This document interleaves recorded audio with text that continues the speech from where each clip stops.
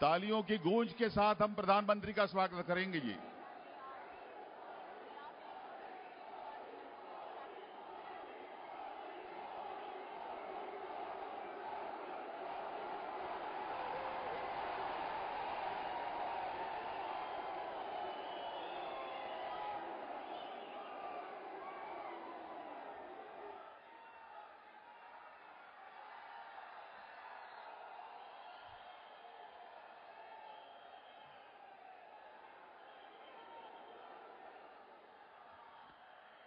सभी सम्मानीय अतिथि अपना स्थान ग्रहण करेंगे अभी।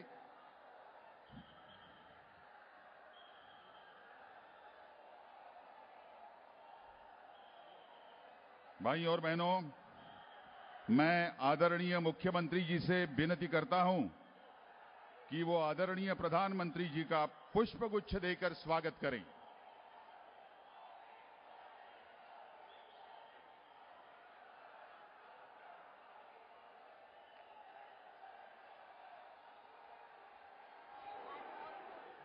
सभी अतिथिगण अपना स्थान फिर से ग्रहण करेंगे और महाराष्ट्र के आदरणीय मंत्री महोदय श्री चंद्रकांत पाटिल जी अपना स्वागत पर प्रास्ताविक भाषण करेंगे। मैं उनसे विनती करता हूं।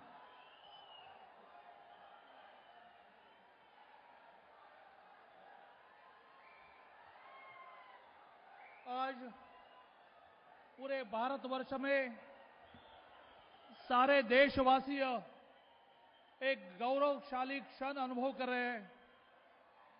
महाराष्ट्र में मुंबई के नजदीक अरबी समुद्र में होने वाला पूरे दुनिया में प्रसिद्ध ऐसा शिव छत्रपति स्मारक का आज जल पूजन भूमि पूजन माननीय पंतप्रधान महोदय जी के हाथों से हुआ है। उस जल पूजन भूमि पूजन कार्यक्रम मेट्रो 2, मेट्रो 4, कलानगर बांद्रे पूर्व उड्डाण पुल, मुंबई पारबंदर प्रकल्प, कुर्ला वाकोला उड्डाण पुल, मुंबई शहर वाहतूक प्रकल्प, ऐसे कई प्रकार के कार्यक्रमों का आज भूमि पूजन माननीय नरेंद्र मोदी जी के हाथों से हो रहा है। उस निमित्त व्यासपीठ पर उपस्थित पूरी दुनिया में जिनका नाम हुआ है और भारत को जगत गुरु का स्थान निर्माण करने के लिए हर क्षण प्रयत्नरत देश के पंतप्रधान माननीय नरेंद्र जी, सपने में भी सोते हुए भी दिया हुआ शब्द व्यवहार में लाने वाले महाराष्ट्र के मुख्यमंत्री माननीय देवेंद्र जी, व्यासपीठ पर उपस्थित सारे महानुभाव और छत्रपति शिवाजी महाराज का नाम लेते ही जिनके शरीर पर रोमांच उठता है, ऐसे पूरे महाराष्ट्र से आए हुए शिवप्रेमी बंधू और बहनों, आज आपल्या सगळ्यांचा मोठा आनंदाचा प्रसंग आहे। आपण सगळेजण आपल्या आयुष्यामध्ये हा प्रसंग लक्षात ठेवू की आपण अशा एका प्रसंगाला साक्षी आहोत। अरबी समुद्रातलं छत्रपती शिवाजी महाराजांचं स्मारक आपल्या सगळ्यांचा आनंदाचा आणि अभिमानाचा विषय आहे। छत्रपती शिवाजी महाराज एक असे राजे होऊन गेले की ज्या राजाने या देशामध्ये आपल्या देशाची परंपरा जागृत ठेवली। आज आपण सगळे जे आहोत, आज आपल्या देशाचं जे अस्तित्व आहे ते माननीय छत्रपती शिवाजी महाराजांमुळे। त्या छत्रपती शिवाजी महाराजांनी केवळ भूमी पादाक्रांत केली असं नाही, तर समुद्रही पादाक्रांत केला। अरबी समुद्रामध्ये पोर्तुगीजांचं राज्य होतं। अरबी समुद्रामध्ये कुठलाही व्यापार करताना पोर्तुगीजांची परवानगी घ्यावी लागायची, परंतु छत्रपती शिवाजी महाराजांनी अरबी समुद्रावर आक्रमण करून अरबी समुद्र ताब्यात घेतला आणि पोर्तुगीजांना सुद्धा अनेक प्रकारच्या परवानग्यांसाठी छत्रपती शिवाजी महाराजांची परवानगी घ्यावी लागली। अरबी समुद्रामध्येच इंग्रजांशी झालेल्या युद्धामध्ये छत्रपती शिवाजी महाराजांचा विजय झाला आणि त्यामुळेच अरबी समुद्रामध्ये छत्रपती शिवाजी महाराजांचं स्मारक व्हावं याला संदर्भ आहे। एक प्रचंड मोठं स्मारक अरबी समुद्रामध्ये व्हायचं आहे।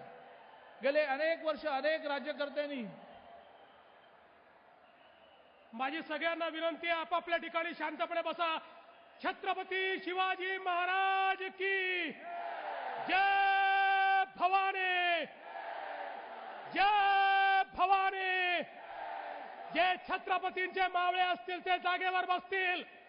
जे छत्रपतींचे मावळे असतील त्यातला एकही जण या ठिकाणी हलणार नाही. जय जय जय जय जय भवानी, जय जय जय जय जय भवानी, जय जय जय जय जय भवानी. सगळे शांतपणे बसतील. चला तुम्ही बसा आपापल्या ठिकाणी शांतपणे, कोणी गडबड करणार नाही.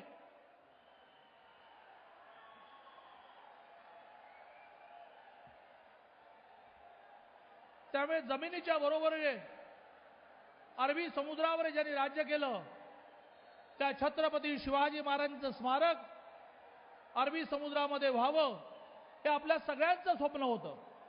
आणि त्यामुळे हा स्वप्नपूर्तीचा क्षण आहे. त्या अरबी समुद्रामध्ये छत्रपती शिवाजी महाराजांचं भव्य आंतरराष्ट्रीय स्तरावरचं स्मारक व्हावं असा अनेकांनी निर्णय केला. पण या सरकारमध्ये आल्यापासून प्रत्येक दिवशी या विषयातल्या सगळ्या अडचणी संपवत ज्या 12 प्रकारच्या परवानग्या होत्या त्या परवानग्या पूर्ण केल्या. त्याचा डिटेल प्रोजेक्ट रिपोर्ट पूर्ण केला. त्याचं टेंडर तयार झालं, याचं टेंडर निघालं. पुढच्या महिन्यामध्ये 13 जानेवारीला याचं टेंडर ओपन होईल, वर्क ऑर्डर निघेल आणि छत्रपती शिवाजी महाराजांच्या भव्य स्मारकाची सुरुवात होईल. 3400 कोटी रुपयाच्या ह्या स्मारकाचा पहिला टप्पा 2300 कोटीचा सुरू होत आहे. आणि आपल्या सगळ्यांचं भाग्य, आपल्या देशाचे पंतप्रधान ज्यांनी या देशाला संपूर्ण जगामध्ये क्रमांक 1चं स्थान मिळावं यासाठी प्रयत्न चालवला आहे. 5000 वर्षापूर्वी जी देशाची स्थिती होती, त्या देशातून सोन्याचा धूर निघायचा, हा देश जगद्गुरू होता, ती पुन्हा एकदा स्थिती ह्या देशाची आणण्यासाठी प्रयत्न करणारे माननीय पंतप्रधान महोदय अशा ऐतिहासिक प्रसंगी आपल्याला जलपूजन भूमिपूजनासाठी मिळाले आहेत. आपण सगळ्यांनी आता ह्या ठिकाणी स्क्रीनवर पाहिलं असेल, ज्या अरबी समुद्रामध्ये हे स्मारक व्हायचं आहे त्या ठिकाणी जलपूजन भूमिपूजनाचा कार्यक्रम सगळे या ठिकाणी पोहोचलेले आहेत. आणि मोठ्या प्रमाणावर होणाऱ्या या शिवस्मारकामधून आगामी पिढ्यांना स्फूर्ती मिळणार आहे, प्रेरणा मिळणार आहे. हे नावच असं आहे की जे नाव घेतल्या घेतल्या अंगावर रोमांच उभे राहतात. गेल्या आठवडाभर महाराष्ट्रातला उत्साह आम्ही अनुभवतोय. गावोगावच्या नद्यांचं पाणी, गावोगावच्या गडकिल्ल्यांची माती आणण्यासाठी मोठी लगबग लोकांची सुरू होती. गावोगाव मिरवणुका निघाल्या. असं छत्रपती शिवाजी महाराजांचं नाव निघालं तर जे स्फुरण चढतं अशा शिवाजी महाराजांचं त्यांचा संपूर्ण 350 वर्षापूर्वीचा इतिहास जिवंत करणारा हा शिवस्मारकाचा भव्य उपक्रम होणार आहे. त्याच्या उद्घाटन प्रसंगी आपल्या सगळ्यांचं व्यासपीठावर उपस्थित सर्वांचं मी स्वागत करतो आणि माझं बोलणं संपवतो.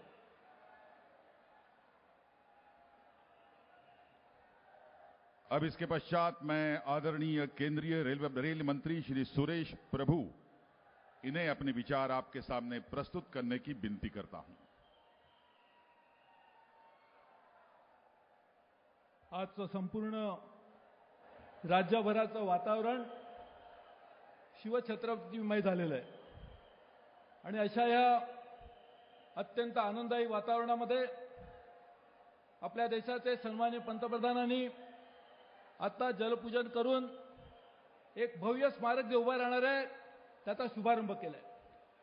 आणि अशा आनंदाच्या क्षणी मुंबईकरांसाठी 24 तारखेला लहान मुलं रात्रीची वाट बघतात 24 डिसेंबरला की काहीतरी आपल्याला पदरी एक भेट मिळेल. मला आनंद होतो की आपल्या देशाच्या पंतप्रधानांनी आज मुंबईकरांसाठी एक फार मोठी भेट रेल्वेच्या प्रवाशांसाठी आणून दिलेली आहे आणि त्याच्यासाठी देखील हा एक कार्यक्रम आहे. मला माहिती आहे की अनेक लोकांनी मुंबईचं शांघाय केलं, काही लोकांनी मुंबईचं सिंगापूर केलं, पण मुंबईकरांकडे मात्र बघितलं कोणी नाही. मुंबईकरांची जी जीवन रेखा रेल्वे वो जीवन रेखा लेकिन उसके तरफ किसी ने नहीं देखा अशी तिची हालत होती. त्या रेल्वेमध्ये आज 55,000 कोटी रुपयांचे निर्णय प्रकल्प आज चालू करण्यासाठी पंतप्रधानांच्या उपस्थितीत कार्यक्रम होतोय. त्यामध्ये MUTP 3चा 11,000 कोटीचा प्रकल्प, पनवेल वसई विरार छत्रपती शिवाजी टर्मिनस पनवेल बँड्रा विरार ह्यासाठी राज्य सरकारच्या सहकार्याने 45,000 कोटी रुपयाचे प्रकल्पावर देखील आता थोड्या वेळी सह्या होतील. मला सांगायला आनंद होतो की या मुंबई शहरामध्ये की ज्या मुंबई शहराने देशाला भरपूर दिलं, या शहरामध्ये दरवर्षी गेल्या 5 वर्षात काँग्रेसच्या काळामध्ये केवळ 750 कोटी रुपये दिले जायचे. आज मला आनंद होतो की गेल्या 2.5 वर्षामध्ये केवळ 4,000 कोटी रुपयाची गुंतवणूक आम्ही मुंबईच्या रेल्वेच्या उपनगरीय प्रवासांसाठी केली. त्याच्या व्यतिरिक्त 7,000 कोटी रुपये एसीडीसी कन्व्हर्जनसाठी केले. याच 2 वर्षाच्या कालावधीत 160 प्लॅटफॉर्मची उंची वाढवली, 16 फ्रूट ब्रिज झाले आणि 42 नवीन होत आहेत. एस्केलेटर कधी बघितले नव्हते, फक्त एअरपोर्टला बघायला मिळायचे, ते 37 एस्केलेटर झाले आणि 65 एस्केलेटरचं काम सुरू आहे. 54 लिफ्ट या उपनगरीय प्रवाशांसाठी आपण दिल्या. 36 स्टेशनचं सुशोभीकरण झालं. आणि आज मला सांगायला आनंद होतो की राज्याचे मुख्यमंत्र्यांनी आम्ही ठरवले की इकडच्या सर्व उपनगरीय रेल्वेच्या स्थानकांचा पुनर्विकास देखील आम्ही करणार आहोत. त्याचबरोबर मुंबई ठाण्यासारख्या अनेक ठिकाणी निम्न दर्जाच्या रेल्वेच्या सुखसोयी दिल्या जातील आणि या सर्व सुखसोयींचा शुभारंभ आज आता सन्माननीय पंतप्रधानांच्या उपस्थितीत होणार आहे.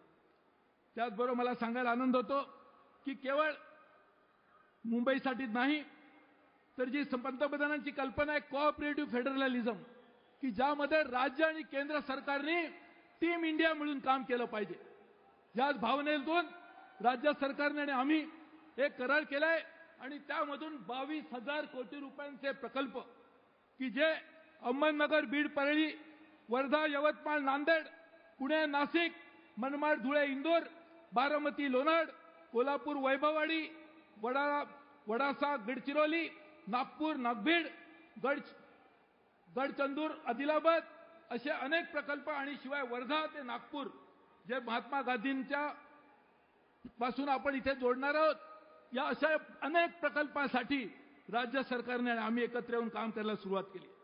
मला सांगायला आनंद होतो की या राज्यामध्ये रेल्वेमधून जेवढे पैसे मिळायचे त्यामध्ये गेल्या 2.5 वर्षात पंतप्रधानांनी रेल्वेला जे महत्त्व दिलं त्यामुळे जवळजवळ 3पट जास्त गुंतवणूक महाराष्ट्राच्या रेल्वे प्रकल्पामध्ये केवळ गेल्या 2.5 वर्षात आपण केली.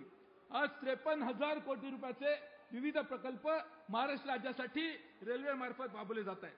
त्याच्या व्यतिरिक्त पोर्ट कनेक्टिव्हिटी, कोकणला पश्चिम महाराष्ट्राला जोडण्यासाठीचे प्रकल्प, असे अनेक प्रकल्प गेल्या काही वर्षामध्ये आपण अंमलात आणतो आणि मला खात्री आहे की पुढच्या 3-4 वर्षामध्ये हे सगळे प्रकल्प जेव्हा पूर्णत्वाला जातील तेव्हा निश्चितपणे मुंबईकर आणि महाराष्ट्रामध्ये राहणारी मराठी जनता म्हणेल की रेल्वेमुळे आमच्या जीवनामध्ये एक चांगला बदल झाला आणि त्याची सुरुवात करण्यासाठीचा कार्यक्रम आपले सन्माननीय पंतप्रधानांच्या उपस्थितीत होतोय. मी तुमच्या सगळ्यांचे मनापासून आभार मानतो. पंतप्रधानांनी रेल्वेला जी प्राथमिकता दिली ती आतापर्यंत देशाच्या कोणत्याही पंतप्रधानांनी पूर्वी दिली नव्हती. रेल्वेमधून विकास होईल, रेल बढे देश बढे या घोषणेमधूनच आपण कार्यक्रम करतोय आणि या रेल बढेचे एक पुढचं पाऊल आजच्या कार्यक्रमात पडणार आहे. मी पुन्हा सर्वांना मनापासून धन्यवाद देतो. जय हिंद, जय महाराष्ट्र. इसके पश्चात मैं आदरणीय केंद्रीय मंत्री श्री नितिन गडकरी जी से अपने विचार प्रस्तुत करने की विनती करता हूं. श्री नितिन गडकरी.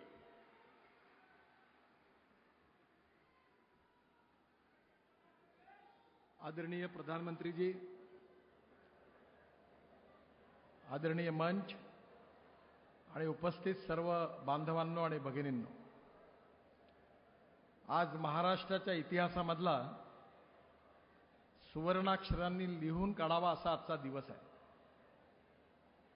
आपल्या महाराष्ट्राचं, आपल्या सगळ्यांचं दैवत छत्रपती शिवाजी महाराज आमचं प्रेरणास्तोत्र आहे. आमच्या सगळ्यांच्या हृदयामध्ये आपल्या मातापितांइतकाच आदर छत्रपतींच्या बद्दल आहे. पण ज्या प्रकाराने आपण सगळेजण शिवभक्त आहोत तितकेच परम शिवभक्त आपले आदरणीय प्रधानमंत्री नरेंद्र मोदीजी आहे, या गोष्टीचा देखील मला अभिमान आहे. छत्रपती शिवाजी महाराजांचा इतिहास, त्यांची विरासत, त्यांचा आदर्श राज्य याला आपण शिवशाही म्हणतो. शिवसेना प्रमुख बाळासाहेब ठाकरे ज्यावेळी महाराष्ट्रामध्ये आपलं राज्य होतं तेव्हा बाळासाहेब आम्हाला नेहमी सांगायचे की महाराष्ट्रामध्ये छत्रपती शिवाजी महाराजांच्या आदर्शावर असणारी शिवशाही स्थापन झाली पाहिजे. आणि मला या गोष्टीचा अभिमान आहे की प्रधानमंत्री नरेंद्र मोदींच्या नेतृत्वाखाली देखील भारतामध्ये शिवशाही स्थापन करावी हेच प्रधानमंत्र्यांचं स्वप्न आहे. यशवंत कीर्तिवंत वरदवंत सामर्थ्यवंत जाणता राजा निश्चयाचा महामेरू बहुत जनासी आधारू अखंड स्थितीचा निदारू श्रीमंत योगी असं ज्यांचं वर्णन केलेलं आहे त्या छत्रपती शिवाजी महाराजांचं भव्य स्मारक आपल्या अरबी समुद्रामध्ये व्हावं असं अनेक वर्षापासून सुरू होतं. मी महाराष्ट्राच्या विधानमंडळामध्ये 18 वर्ष होतो. मागच्या 15 वर्षापासून दरवर्षी बजेटमध्ये घोषणा व्हायची, पण स्मारकाच्या कामाला सुरुवात होत नव्हती. परंतु मला आनंद आहे की देवेंद्र फडणवीस महाराष्ट्राचे मुख्यमंत्री झाल्यानंतर महाराष्ट्र शासनाने याचा पाठपुरावा केला आणि आज प्रधानमंत्र्यांच्या हस्ते करोडो रुपये खर्च करून संपूर्ण देशाच्या शिवभक्तांना एक अभिमान, एक प्रेरणा देणारा अशा भव्य स्मारकाचा भूमिपूजन माननीय प्रधानमंत्र्यांच्या हस्ते झालं आणि म्हणूनच हा सुवर्णाक्षराने लिहिणारा दिवस आहे असं मी म्हटलं. मी माननीय मुख्यमंत्री देवेंद्र फडणवीस आणि महाराष्ट्र सरकारला मनापासून धन्यवाद देतो. अतिशय आनंदाची आणि अभिमानाची गोष्ट आहे की छत्रपतींचं संपूर्ण जगाला आकर्षण ठरेल असं अरबी समुद्रामध्ये अतिशय भव्य असं स्मारक ज्याचं नियोजन महाराष्ट्र सरकारने केलेलं आहे आणि जानेवारीमध्ये त्याच्या कामाला सुरुवात होते आहे. ही निश्चितपणे शिवभक्तांकरता आनंदाची आणि अभिमानाची गोष्ट आहे. मी अतिशय मनापासून मुख्यमंत्र्यांना आणि महाराष्ट्र सरकारला धन्यवाद देतो. त्याचबरोबर माननीय नरेंद्र मोदीजींनी हे आव्हान स्वीकारलेलं आहे की 21व्या शतकातलं राजकारण हे politics for progress and development आहे. आम्हाला देशामध्ये विकासाचं राजकारण करायचं आहे. भारताला समृद्ध, संपन्न, शक्तिशाली बनवायचं आहे आणि खऱ्या अर्थाने शिवशाही आपल्या देशात आणायची आहे. हे संकल्प आणि मिशन ठरवून त्यांनी हा निर्धार केलेला आहे की आपल्या देशाला भय, भूक, आतंक, भ्रष्टाचार, कालाधन या सगळ्यापासून मुक्त करून सुखी, समृद्ध, संपन्न, शक्तिशाली असा एक हिंदुस्थान निर्माण करायचा आहे. हे स्वप्न माननीय प्रधानमंत्र्यांनी उराशी बाळगलेलं आहे. मला विश्वास आहे की छत्रपती शिवाजी महाराजांचा आशीर्वाद, त्यांचा आदर्श, त्यांची शिवशाहीची संकल्पना माननीय प्रधानमंत्री प्रत्यक्षात उतरवल्याशिवाय राहणार नाही असा दृढ विश्वास देशातल्या सगळ्या शिवभक्तांच्या मनामध्ये आहे आणि हे सांगताना मला अतिशय अभिमान वाटत आहे. आज या ठिकाणी माननीय व्यंकय्या नायडू यांच्या अर्बन डिपार्टमेंट आणि महाराष्ट्र सरकारच्या सहकार्याने माननीय मोदीजींनी इन्फ्रास्ट्रक्चरला सगळ्यात जास्त प्राथमिकता दिलेली आहे. आता सुरेश प्रभूंनी पण सांगितलेलं आहे की मुंबई बदलत आहेत. रेल्वेचे अनेक प्रकल्प त्यांनी घेतलेले आहेत. रस्त्याच्या प्रकल्पाबद्दल मी वेळ घेणार नाही, परंतु महाराष्ट्रामध्ये 3 लाख कोटी रुपयापेक्षा जास्त रस्ते आम्ही महाराष्ट्रात 5 वर्षात माननीय मोदींच्या नेतृत्वाखाली बांधल्याशिवाय राहणार नाही एवढंच या ठिकाणी मी सांगतो.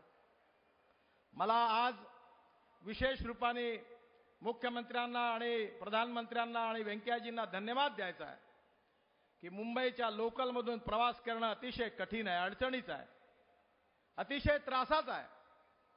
परंतु हजारो करोड रुपये खर्च करून या मुंबईच्या चाकरमान्यांना, सामान्य लोकांना आपण मेट्रोच्या कार्याची सुरुवात करत आहात.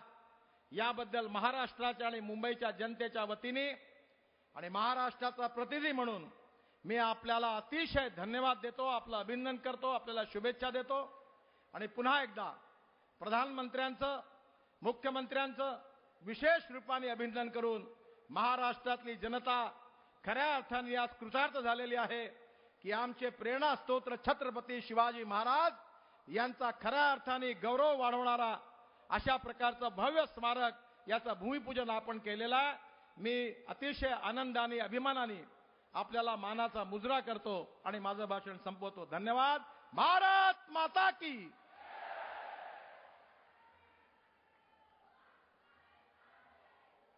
बंधूंनो आणि भगिनींनो, शिवसेना पक्षाचे प्रमुख आदरणीय उद्धवजी ठाकरे यांना मी विनंती करतो की आपले विचार आपणासमोर त्यांनी व्यक्त करावेत.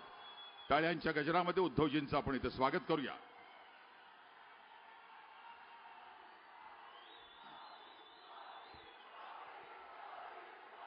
हिंदुस्थानचे पंतप्रधान माननीय मोदीजी,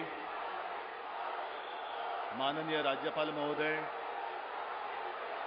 माननीय मुख्यमंत्रीजी,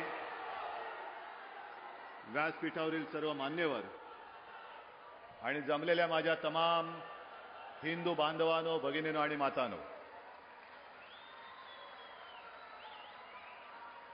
आज मी इथे शिवरायाला वंदन करायला आलेलो आहे.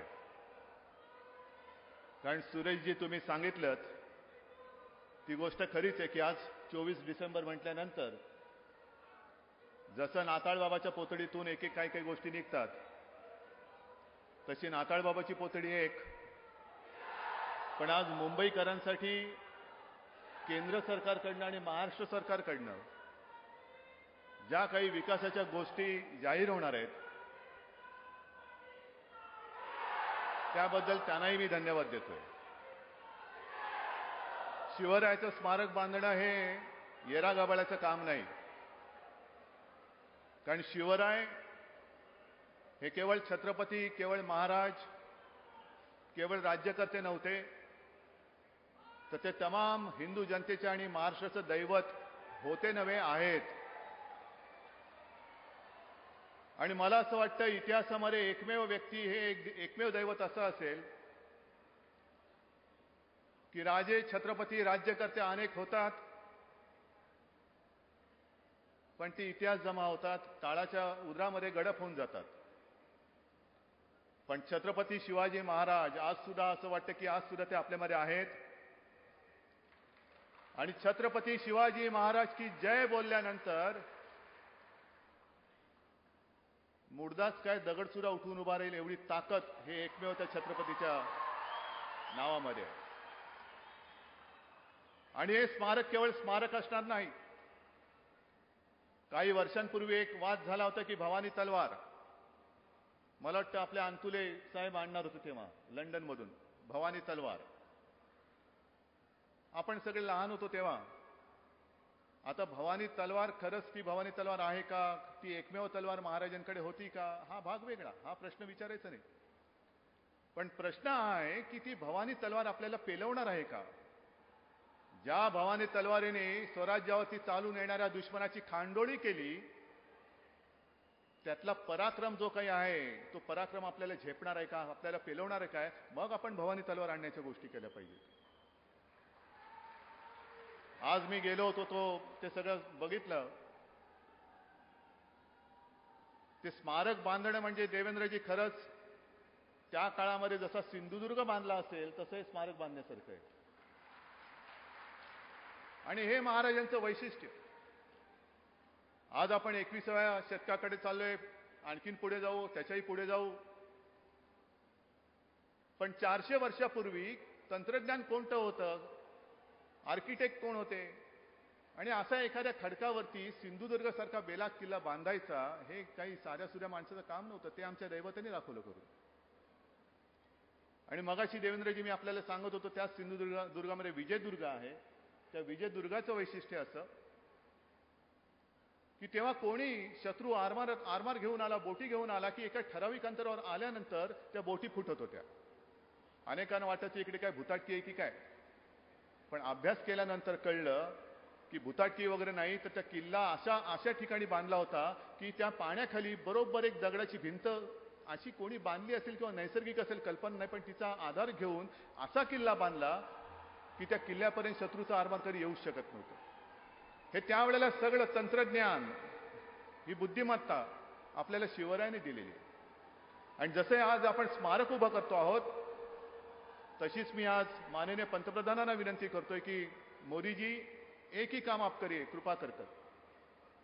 आमच्या महाराजांचे गड किल्ले जे दिल्लीच्या पुरातत्व खात्याच्या वेड्यामध्ये आहेत ते आम्हाला मोकळे करून द्या. कारण किल्ले महाराष्ट्राचे, किल्ले महाराजांचे, आणि तिकडे जरा काही करायचं म्हटलं तर दिल्लीमध्ये जावं लागतं पुरातत्व खात्यामध्ये. द्या ना, आमच्या खात्यामध्ये द्या. आमचं सरकार आहे, मजबूत आहे, देवेंद्रजी बसलेत, आम्ही सोबत आहोत, करतो, चांगली त्याची निगा राखतो. आणखीन एक गोष्ट अशी की जसं आज आपण मुंबईकरांसाठी या रेल्वेच्या आणि आणखीन काही घोषणा करतो आहोत, तसंच मुंबईकरांसाठी 2 जी स्वप्न आम्ही बघितलेली आहेत ते म्हणजे एक सागरी महामार्ग, कोस्टल रोड. प्रभूसाहेब, तो कोस्टल रोड झाल्यानंतर थेट गोराईपासून नरिमन पॉईंटपर्यंत तिथून जे आमचे नागरिक निघतील ते सरळ तिथे जातील. त्याला मुंबईच्या ट्रॅफिक जाममध्ये अडकायची आवश्यकताच लागणार नाही. आहे अंतिम टप्प्यात आलेला आहे. मला वाटतं पर्यावरण खात्याची मंजुरी बाकी आहे. ती मंजुरी सुद्धा लवकर मिळाली तर येत्या 5-7 वर्षामध्ये तोही रस्ता आपण दिमाखामध्ये पूर्ण करू शकतो, एवढा विश्वास मला आपल्या सरकारवर आणि माझ्या महापालिकेवरती आहे. आणि विकासाची कामं होत असताना थकला भागला मुंबईकर त्याला त्याच्या कुटुंबियासमवेत जर कुठे काही विरंगुळ्याचे क्षण पाहिजे असतील तर तशी आपल्याकडे जागा नाही. आणि म्हणून नितीनजी, सुरुवातीला सरकार आलं तेव्हा मी आपल्याला विनंती केली होती की मुंबईचा जो पूर्व किनारा आहे त्या पूर्व किनाऱ्यावरती आपणच, कारण बीपीटी आणि नेव्ही यांच्याकडे ती पूर्ण जागा आहे, जमीन आपल्याकडे ठेवा, काही हरकत नाही, पण मुंबईकरांसाठी मोकळी जागा तिकडे करून द्या. जवळपास 900 एकर जागा जी मुंबई पोर्ट ट्रस्ट किंवा नेव्हीने वापरलेली नाही, तिकडे मुंबईकरांसाठी एक असं आपण विश्व उभारू की एका बाजूला हे शिवस्मारक होईल, दुसऱ्या बाजूला चांगले म्युझियम्स होतील, चांगलं ओशन पार्क होईल, आणि असे अनेक नररत्न या महाराष्ट्रामध्ये, महाराष्ट्राच्या मातीत जन्माला आले. मग सावरकर असतील, आणखीन चापेकर बंधू, क्रांतिकारक तर किती झाले, त्या सगळ्यांचं एक चांगलं नुसतं स्मारक नाही तर एक संग्रहालय की जेणेकरून जर का कोणी तिकडे गेलं तर त्याच्या डोक्यातले इतर कोणतेही विचार असतील ते बाजूला जाऊन त्या क्रांतिकारकांचे देशप्रेमी विचार त्याच्या मनामध्ये येतील, असं एक चांगली मुंबई आपण तयार करूया. असो, या निमित्ताने खरंच मी केंद्र सरकार आणि राज्य सरकारचं अभिनंदन करतो, त्यांना धन्यवाद देतो. आणि शिवस्मारक हे बहुचर्चित होतं, बऱ्याच वर्षांपूर्वी जाहीर झालेलं होतं, पण प्रत्यक्ष करण्याचं मला वाटतं कोणाच्याही मनामध्ये नव्हतं पहिल्या सरकारच्या बाबतीत. आज आपल्या सरकारने भूमिपूजन केलेलं आहे. मी शिवचरणी हीच प्रार्थना करतो की लवकरात लवकर हे केवळ महाराष्ट्रालाच नव्हे तर संपूर्ण जगाला प्रेरणादायी ठरेल असं स्मारक अप्रतिम अशा स्वरूपामध्ये साकारलं जावं, याच माझ्या शुभेच्छा. जय हिंद, जय महाराष्ट्र.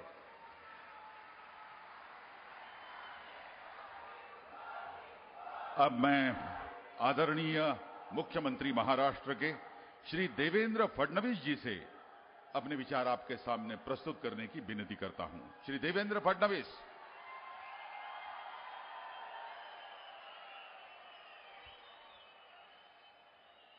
महाराष्ट्राची कुलस्वामिनी आई तुळजा भवानी आणि हिंदवी स्वराज्याचे सरसंस्थापक छत्रपती शिवाजी महाराज यांना मानाचा मुजरा करतो. या ठिकाणी मंचावर उपस्थित आपल्या देशाचे लाडके पंतप्रधान आदरणीय नरेंद्र मोदीजी, माननीय राज्यपालजी, शिवसेना पक्षप्रमुख आदरणीय उद्धव ठाकरेजी, माननीय नितीन गडकरीजी, व्यंकय्या नायडूजी, सुरेश प्रभूजी, या कार्यक्रमामध्ये विशेषत्वाने आमच्यामध्ये उपस्थित असलेले छत्रपती शिवाजी महाराजांचे वंशज असलेले आदरणीय खासदार उदयनराजे भोसलेजी, त्याचप्रमाणे छत्रपती शिवाजी महाराजांचे वंशज असलेले आणि छत्रपती शाहू महाराजांचा विचाराचा वारसा चालवणारे आदरणीय खासदार संभाजीराजे भोसले, सन्माननीय केंद्रीय मंत्री पियुष गोयलजी, सुभाष भामरेजी, रामदास आठवलेजी, आमचे सहकारी सुभाष देसाईजी, चंद्रकांत दादा पाटीलजी, विनोद तावडेजी, एकनाथ शिंदेजी, प्रकाश मेहताजी, प्रवीण पोटेजी, रणजित पाटीलजी, आमचे अध्यक्ष रावसाहेब पाटील दानवे, या समितीचे अध्यक्ष विनायकराव मेटे, सन्माननीय महापौर आणि या ठिकाणी मंचावर उपस्थित सर्व सन्माननीय अतिथीगण, उपस्थित बंधू आणि भगिनींनो, विशेषत्वाने आज या सोहळ्याकरता महाराष्ट्रातल्या राजघराण्यातील सर्व मंडळी या ठिकाणी उपस्थित आहे, त्या सगळ्यांना मी या ठिकाणी नमस्कार करतो. बंधू भगिनींनो, एक अतिशय महत्वाचा योग खऱ्या अर्थानं आजपासनं 352 वर्षापूर्वी याच मार्गशीर्ष महिन्यामध्ये मालवण जवळ कुर्टे बेटावर महाराजांनी सिंधुदुर्ग किल्ल्याच्या उभारणीसाठी जलपूजन केलं होतं. आणि आज या ठिकाणी महाराजांचे सेवक म्हणून आम्ही महाराजांचं स्मारक तयार करण्याकरता आज माननीय मोदीजींच्या हस्ते या ठिकाणी जलपूजन केलेलं आहे, भूमिपूजन केलं आहे. बंधू भगिनींनो, छत्रपतींचा आशीर्वाद आम्ही मागितला आणि मोदीजींवर विश्वास ठेवून छत्रपतींचा आशीर्वाद तुम्ही सर्वांनी आम्हाला दिला आणि म्हणूनच या ठिकाणी सत्तेवर आम्ही येऊ शकलो. आणि सत्तेवर आल्यानंतर आम्ही सांगितलं, आम्ही तर छत्रपतींचे सेवक आहोत आणि म्हणून छत्रपतींचं अरबी समुद्रामध्ये एक असं स्मारक की जे स्मारक या देशाला खऱ्या अर्थानं एक नवीन त्या ठिकाणी अस्मिता निर्माण करेल अशा प्रकारचं स्मारक तयार करायचं आम्ही ठरवलं. बंधू भगिनींनो, हे कसं स्मारक आहे जे जगातलं सगळ्यात उंच स्मारक असणार आहे, कारण आमचे राजे हे जगात सगळ्यात उंच होते आणि म्हणून हे स्मारक आहे जगातलं सगळ्यात उंच स्मारक आम्ही करणार आहोत. अरे अमेरिका हा जर स्टॅच्यू ऑफ लिबर्टीने ओळखला जाणार असेल तर माझा भारत देश छत्रपतींच्या या प्रतिमेमुळे ओळखला जाईल. संपूर्ण जग ही प्रतिमा पाहण्याकरता या ठिकाणी येईल. बंधू भगिनींनो, छत्रपती शिवाजी महाराजांनी 12 मावळातल्या 18 पगड जातींना एकत्रित करून सामान्य माणसामध्ये पौरुषाचं निर्माण केलं. त्यांच्यातल्या वीरतेला, शौर्याला आव्हान केलं आणि ते मुठभर मावळे अशा प्रकारे या देशाच्या स्वातंत्र्याकरता मुघलांवर तुटून पडले की या ठिकाणी स्वराज्याची निर्मिती झाली. आज छत्रपतींचे सेवक म्हणून त्यांच्याच या संपूर्ण कार्यप्रणालीप्रमाणे या महाराष्ट्रातला जो सामान्य माणूस आहे, महाराष्ट्रातले जे सर्व समाजाचे लोक आहेत, त्यांना एकत्रित घेऊन पुढे जाण्याचा संकल्प आज या स्मारकाच्या निमित्ताने मी करतोय. काही लोक या ठिकाणी प्रश्न विचारतात की हे स्मारक कशा करता. तारीख इस बात की गवाह है, जो अपने इतिहास को भूल जाते हैं उन्हें वर्तमान तो होता है लेकिन भविष्य नहीं होता. और इसलिए ये छत्रपति शिवाजी महाराज की प्रतिमा, ये स्मारक, ये केवल एक पुतला नहीं है, ये एक ऐसी जीवंत वास्तु है जिसमें से हमें शूरता मिलेगी, वीरता मिलेगी, नम्रता मिलेगी, प्रशासन मिलेगा और एक ऐसा उस माध्यम से हमें ऐसी प्रेरणा मिलेगी कि एक ऐसे महाराष्ट्र की हम निर्मिती करेंगे जो महाराष्ट्र छत्रपति शिवाजी महाराज के सपनों का महाराष्ट्र हो.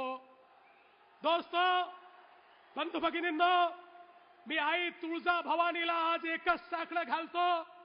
अरे मी शिवा तर होऊ शकत नाही, ती माझी अवकात नाही, पण मला किमान जीवा होण्याची संधी आई तुळजा भवानीने द्यावी आणि या ठिकाणी महाराजांचं आणि या महाराष्ट्राचं या ठिकाणी सेवा करण्याची शक्ती आई तुळजा भवानीने मला द्यावी.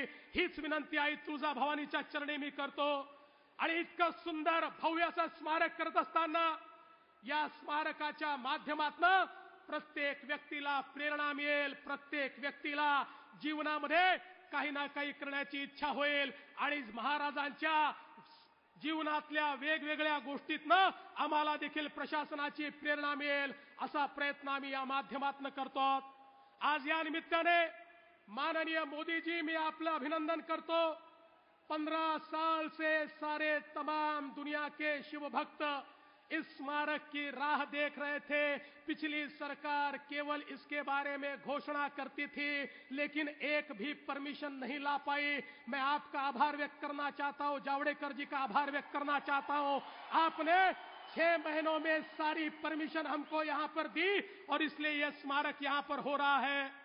आज इसके साथ साथ हम लोग मुंबई और नवी मुंबई को जोड़ने वाली ट्रांस हार्बर लिंक का भी भूमि पूजन आपके हाथों से कर रहे हैं.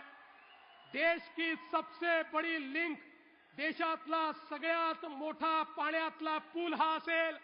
की ज्या पुलाच्या माध्यमातनं मुंबई आणि नवी मुंबई जोडली जाईल. मुंबईतल्या सामान्य माणसाला आज घराचा प्रश्न आहे, पण एवढा मोठा भाग जोडला गेल्यानंतर त्या भागामध्ये जरी तो राहायला गेला तरी अर्ध्या तासामध्ये मुंबईमध्ये नोकरी करता तो येऊ शकेल. अशा प्रकारचं या ट्रान्स हार्बर लिंकचं देशातल्या सगळ्यात मोठ्या या सेतूचं भूमिपूजन माननीय मोदीजींच्या हस्ते होत आहे. त्यासोबत मेट्रोच्या नेटवर्कचं भूमिपूजन या ठिकाणी होता है. मोदी जी, मैं आपको ये यहां पर बताना चाहता हूं कि इस पूरी मुंबई में और मुंबई का जो विस्तारित क्षेत्र है जिसको हम MMRDA कहते हैं, इसमें 200 किलोमीटर मेट्रो का नेटवर्क हम खड़ा कर रहे हैं और उसमें से 130 किलोमीटर के कार्य की शुरुआत हमने की है. और मैं आपको बिल्कुल यहां पर यह आश्वस्त करना चाहता हूं कि आने वाले 5 वर्षों में मुंबई के किसी भी भाग से किसी भी भाग में, चाहे वो थाना हो, चाहे वो भिवंडी हो, चाहे वो कल्याण हो, चाहे कोई भी मुंबई का भाग हो, कहीं पर भी जाने के लिए हम एंड टू एंड सॉल्यूशन देंगे. इतना बड़ा मेट्रो का नेटवर्क हम खड़ा कर रहे हैं. हमारी जो सबअर्बन रेलवे है, जो मुंबई की लाइफलाइन है, इस सबअर्बन रेलवे की कैरिंग कैपेसिटी 70 लाख है और 5 वर्षों में जो मेट्रो हम खड़ा करेंगे उसकी कैरिंग कैपेसिटी 90 लाख होगी.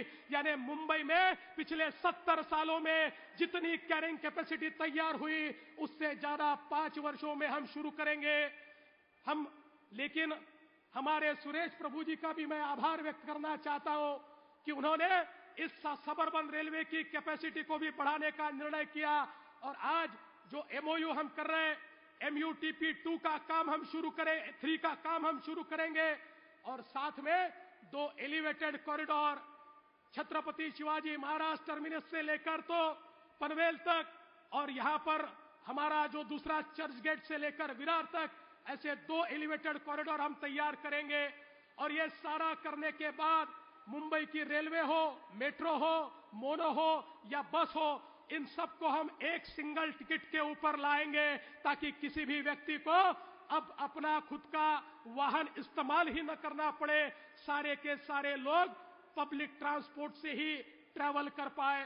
आणि म्हणून आजच्या या क्षणी मी एवढंच सांगतो, मुंबई करता आजचा दिवस हा सुवर्णाक्षराने लिहिण्याचा दिवस आहे. आम्ही मुंबई ही सामान्य माणसाकरता घडवतो आहे आणि छत्रपतींचा आशीर्वाद मिळाल्यानंतर आज छत्रपतींचा स्मारक या ठिकाणी ज्यावेळेस तयार होत आहे, ते स्मारक एका पूर्ण निश्चित वेळेमध्ये पूर्ण केल्यानंतर मला विश्वास आहे जगाच्या पाठीवर मुंबई पाहण्याकरता जगभरातनं लोक येतील आणि आमच्या शिवरायाला वंदन करतील. तो दिवस आपण सगळे लोक याची देही याची डोळा पाहू. एवढंच या ठिकाणी बोलतो. पुन्हा एकदा माननीय मोदीजींचे आभार मानतो आणि माझं बोलणं संपवतो. जय हिंद, जय महाराष्ट्र, छत्रपती शिवाजी महाराज की जय भवानी. जय जय जय जय जय भवानी. जय जय जय जय जय भवानी. भारत माता की.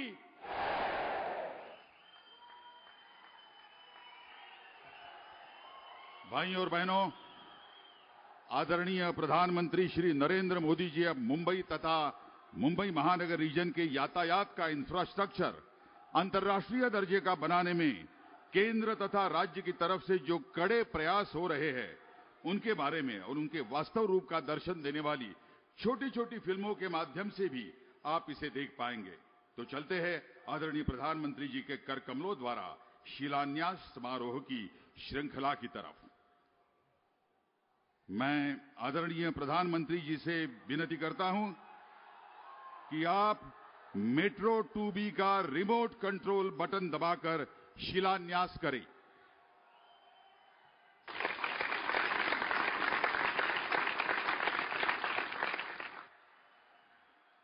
मैं आदरणीय प्रधानमंत्री जी से फिर एक बार विनती करता हूं कि मेट्रो 4 का रिमोट कंट्रोल बटन दबाकर आप शिलान्यास करें.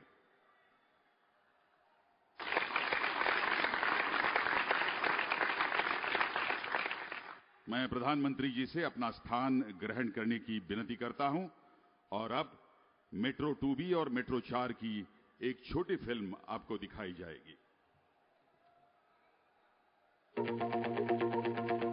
मुंबई, सपनों का शहर और देश का फाइनेंशियल कैपिटल। करीब 2 करोड़ से ज्यादा आबादी वाले इस मुंबई तथा उपनगर के लगभग 70 लाख से ज्यादा लोग मुंबई की लाइफलाइन मानी जाने वाली लोकल ट्रेन से और करीब 40 लाख लोग बेस्ट की बस सेवा में प्रतिदिन सफर करते हैं। मुंबई में यातायात के सभी साधन उनकी क्षमता से 2 गुना ज्यादा उपयोग किए जाते हैं।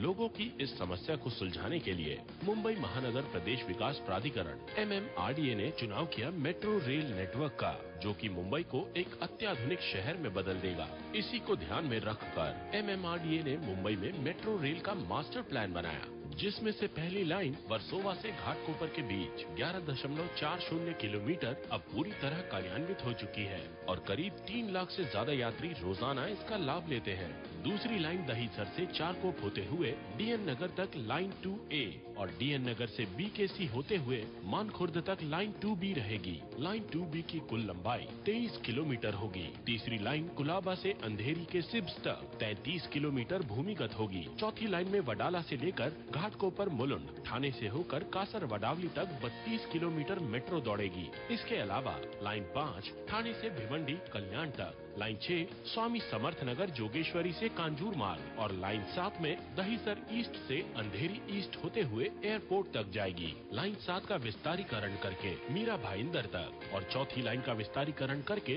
वडाला से CST स्टेशन के नजदीक GPO तक निर्धारित किया है। आज मुंबई में नॉर्थ साउथ कनेक्टिविटी उपलब्ध है, ईस्ट टू वेस्ट कनेक्टिविटी उपलब्ध नहीं है और मुंबई में ट्रैवल करने के लिए, रोड से ट्रैवल करने के लिए दहीसर से बांद्रा तक आने के लिए करीबन 2 घंटे लगते हैं, जो मेट्रो के कंप्लीट होते ही करीब 30 मिनट के अंदर दहीसर से बांद्रा और दहीसर से DN नगर तक हम पहुंच पाएंगे। यह मेट्रो नेटवर्क महत्वपूर्ण रेलवे स्टेशन जैसे Chhatrapati Shivaji terminus, Churchgate, Lokmanya Tilak terminus, BKC, अंतर्राष्ट्रीय तथा डोमेस्टिक एयरपोर्ट के साथ साथ कई महत्वपूर्ण व्यावसायिक स्थानों से जुड़ती है। सभी मेट्रो रेलवे का कार्य पूर्ण होने पर लगभग 200 किलोमीटर का नेटवर्क तैयार होगा, जिससे 70 लाख से अधिक यात्रियों को रोज इसका लाभ मिलेगा और जो उपनगरीय रेलवे से यात्रा करने वाले यात्रियों से अधिक होगा। ये जो पूरा काम है ये हम निर्धारित समय में पूरा कर सकेंगे। इसका एक बड़ा कारण ये है कि इसके लिए जो भी धन सामग्री चाहिए, जो भी फंड चाहिए, वो उसकी पूरी व्यवस्था हमने पहले से की हुई है। मुंबई मेट्रो लाइन 2B का अनुमानित खर्चा 10,986 करोड़ है। मेट्रो 4 का अनुमानित खर्चा 14,549 करोड़ रुपए होगा। इन दोनों लाइंस का काम शुरू होने पर करीब 125 किलोमीटर के 5 कार्य प्रगति पथ पर आएंगे। लाइन 3 को छोड़कर सभी मार्ग उन्नत यानी एलिवेटेड होंगे। मेट्रो प्रोजेक्ट के कुछ महत्वपूर्ण तथ्य: यह सुरक्षित, भरोसे वाला और वातानुकूलित यातायात का साधन। इससे करीब 35% रोड ट्रैफिक कम होने की संभावना है। मेट्रो ट्रेन 90 सेकंड के अंतराल से दौड़ने का प्रावधान है। मेट्रो ट्रेन के औसतन परिचालन की गति 30 से 35 किलोमीटर प्रति घंटे होगी। 2 मंजिला स्टेशन में पहली मंजिल पर कॉन्कोर्स और दूसरी मंजिल पर प्लेटफॉर्म होंगे। कॉन्कोर्स लेवल पे ऑटोमेटिक फेयर कलेक्शन सिस्टम होंगे। दिव्यांगों के लिए लिफ्ट और एस्केलेटर का प्रावधान होगा। यह मेट्रो नेटवर्क न केवल मुंबई शहर और उपनगरों में पूर्व पश्चिम की कनेक्टिविटी उपलब्ध कराएगा, बल्कि मुंबई शहर को मीरा भाईंदर, ठाणे, भिवंडी और कल्याण जैसे नगरों से जोड़ने में मदद करेगा। ये जो हमारा मेट्रो का सिस्टम है, जो सबर्बन रेलवे है, जो मोनोरेल है और जो बस सिस्टम है, इन सभी को एकात्मिक रूप से हम जोड़ना चाहते हैं, इसका इंटीग्रेशन करना चाहते हैं, ताकि व्यक्ति को एंड टू एंड सॉल्यूशन मिले और साथ ही में इसको सिंगल टिकट पर हम लाना चाहते हैं, ताकि एक कंप्लीट सॉल्यूशन लोगों को यातायात के लिए प्राप्त हो। Welcome to the Mumbai metro. Welcome to dream line of Mumbai.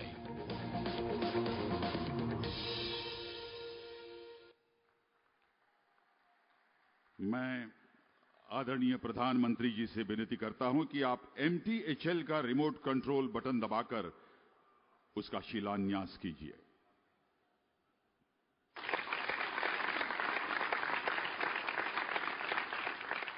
आदरणीय प्रधानमंत्री जी से अपना स्थान ग्रहण करने की विनती करता हूं मैं, और इसके पश्चात आपको MTHL की फिल्म दिखाई जाएगी।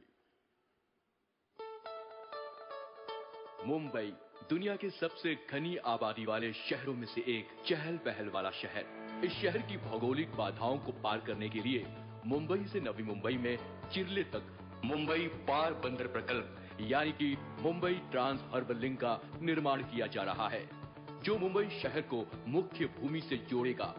इस प्रकल्प की कीमत कुल मिलाकर लगभग 17,843 करोड़ रुपए है।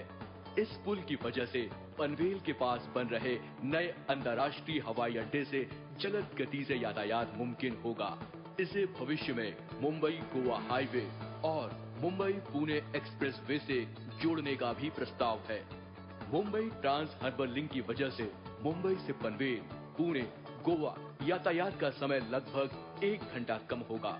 इस पुल की वजह से मुंबई पोर्ट और जवाहरलाल नेहरू पोर्ट के बीच कार्गो का यातायात जलद गति से होगा, जिससे पोर्ट ट्रैफिक के कारण शहर के ट्रैफिक में होने वाली रुकावट भी कम होगी। मुंबई ट्रांस हार्बर लिंक ये 6 लेन वाला पुल 22 किलोमीटर लंबा होगा, जिसमें 16.5 किलोमीटर लंबा पुल समुद्र पे होगा और बाकी 5.5 किलोमीटर पुल जमीन पर होगा। ये देश का सबसे लंबा पुल होगा। ये पुल मुंबई से नवी मुंबई, पुणे, गोवा आने जाने वालों के लिए और मुंबई पोर्ट, जवाहरलाल नेहरू पोर्ट और रेवस पोर्ट के लिए वरदान साबित होगा। जापान इंटरनेशनल कोऑपरेशन एजेंसी से प्राप्त कर्जे से ये प्रकल्प पूरा किया जाएगा। इस प्रोजेक्ट से वाहनों के ईंधन, परिचालन लागत के साथ साथ समय की भी बचत होगी। सड़कों पर वाहनों की भीड़ और प्रदूषण भी कम होगा।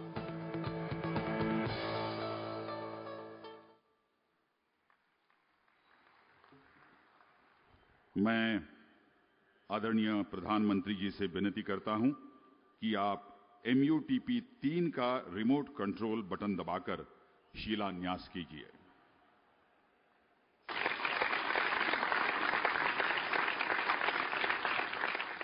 प्रधानमंत्री जी अब अपना स्थान ग्रहण करेंगे और उसके पश्चात MUTP 3 की एक छोटी सी फिल्म आपको दिखाई जाएगी। मुंबई में 11,000 करोड़ रुपए की लागत से MUTP 3 के अंतर्गत 96 किलोमीटर लंबी डबल उपनगरीय रेल लाइन के निर्माण की योजना है, जिसकी अहम कड़ियां हैं विरार डहाणू रोड के बीच 64 किलोमीटर, पनवेल करजत के बीच 28 किलोमीटर, ऐरोली कलवा के बीच 4 किलोमीटर एलिवेटेड कॉरिडोर तथा पश्चिम एवं मध्य रेल के 22 लोकेशन पर ट्रेसपास कंट्रोल कार्य। इन सभी लाइनों पर नई गाड़ियां चलाने के लिए 564 कोच खरीदे जाएंगे, जिससे 300 से अधिक अतिरिक्त सेवाएं शुरू की जा सकेंगी, जिससे यात्री वहन क्षमता में 15% बढ़ोतरी होगी। इनके फलस्वरूप मुंबई छत्रपति शिवाजी टर्मिनस से करजत जाने का एक वैकल्पिक रूट यात्रियों को उपलब्ध होगा, जिससे समय की काफी बचत होगी। डहाणू रोड, बोईसर, चौक इत्यादि क्षेत्र का तेजी से विकास होगा, नए रोजगार के अवसर पैदा होंगे एवं नए आवासीय क्षेत्र विकसित होंगे। नवी मुंबई से कल्याण, कसारा, करजत आने जाने वाले यात्रियों को थाने स्टेशन पर गाड़ी बदलने की आवश्यकता नहीं होगी। यह सर्वविदित है कि मुंबई का विकास हमेशा रेल के विकास के साथ जुड़ा रहा है। इस दिशा में मुंबई रेलवे विकास कॉर्पोरेशन उपनगरीय रेल के विकास के लिए सदैव कार्यशील रहेगा।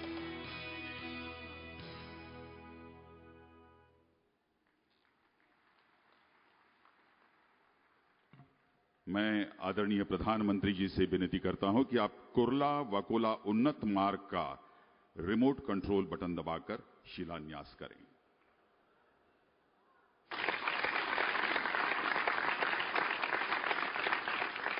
इसके पश्चात मैं आदरणीय प्रधानमंत्री जी से फिर एक बार विनती करूंगा कि आप कलानगर जंक्शन उन्नत मार्ग का रिमोट कंट्रोल बटन दबाकर शिलान्यास कीजिए।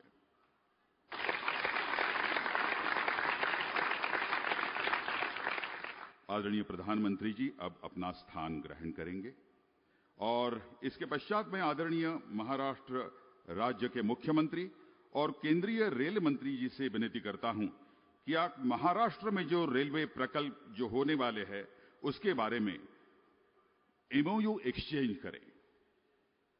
2 MOUs होंगे जिसके एक्सचेंज किया जाएगा। रेल मंत्री, केंद्रीय रेल मंत्री और महाराष्ट्र के मुख्यमंत्री श्री देवेंद्र फडणवीस।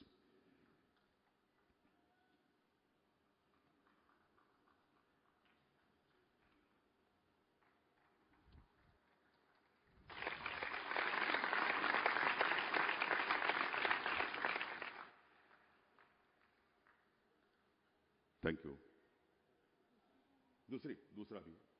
दूसरा भी है एमओयू।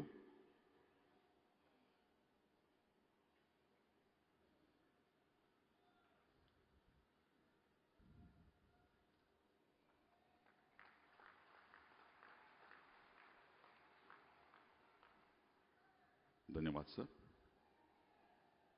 भाइयों बहनों, काल चक्र का महिमा देखिए। भारत माता के एक सुपुत्र भारत देश में सर्वोच्च पद पर विराजमान होकर भ्रष्टाचार का कड़वा विरोध और सुशासन का ध्यास और भारत को सारे दुनिया का भाग्य विधाता बनाने की आस मोदी जी के सामने है। कालचक्र मोदी जी के सामने झुका है और सारे यूनिवर्सल फोर्सेस उनके कदमों को छू रहे हैं। मैं अब आदरणीय प्रधानमंत्री नरेंद्र मोदी जी से विनती करता हूं कि आप इस विशाल समुदाय को, इस विशाल जन समुदाय को और सारे राज्य के लोगों को और देश के लोगों को और दुनिया के लोगों को संबोधित करें। तालियों की गूंज के साथ मोदी जी का स्वागत करें। आदरणीय मोदी जी।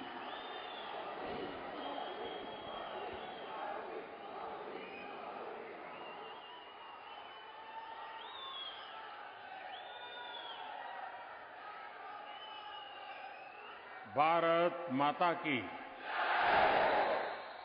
भारत माता की। छत्रपति शिवाजी महाराजांना मी मानाचा मुजरा करतो।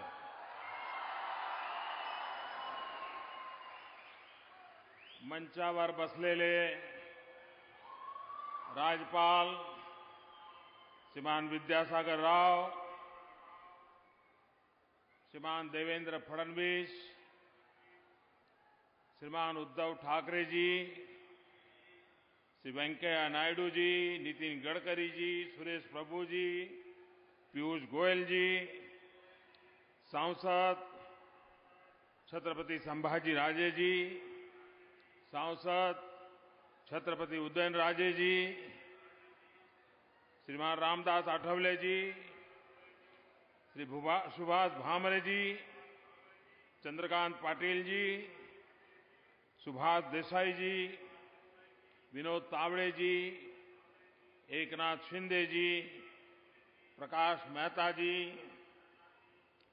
श्रीमान प्रवीण पोटे पाटिल जी, श्रीमान मदन येरावर जी, डॉक्टर रंजीत पाटिल जी, श्रीमान विनायक मेटे जी, भारतीय जनता पार्टी अध्यक्ष श्रीमान राव साहब दानवे जी,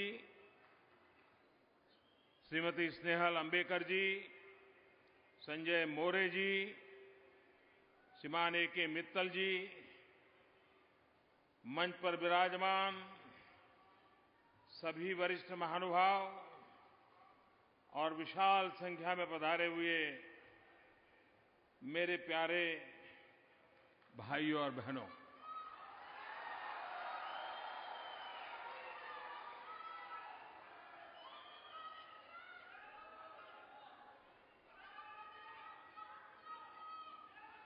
आप कल्पना कर सकते हैं कि आज मैं कितना आनंदमय अनुभूति कर रहा हूं।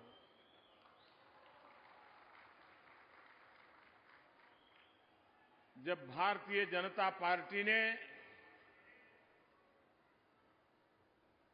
2014 के चुनाव के लिए मुझे जिम्मेवारी दी, तो मैं पहले रायगढ़ के किले पर आया।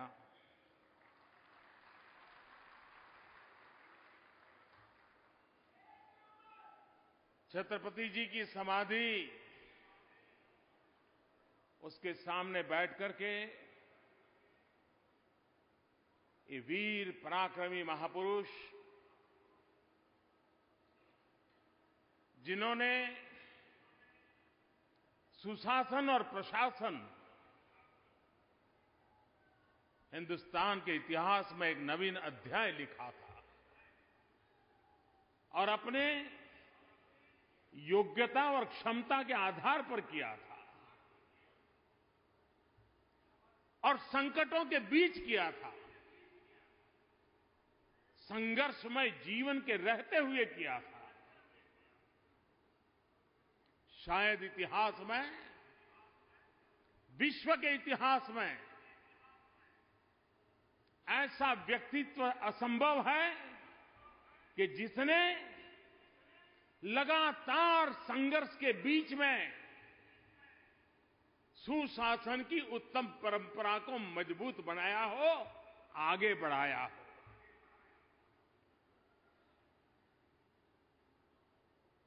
इतिहासकारों की नजरों से, रंगकर्मियों की नजरों से जब भी हम छत्रपति शिवाजी महाराज को देखते हैं तो घोड़ा हो, घोड़े पर शिवाजी महाराज हो, हाथ में तलवार हो, और उसके कारण हमारे मन में भी एक ही छवि बनी हुई है।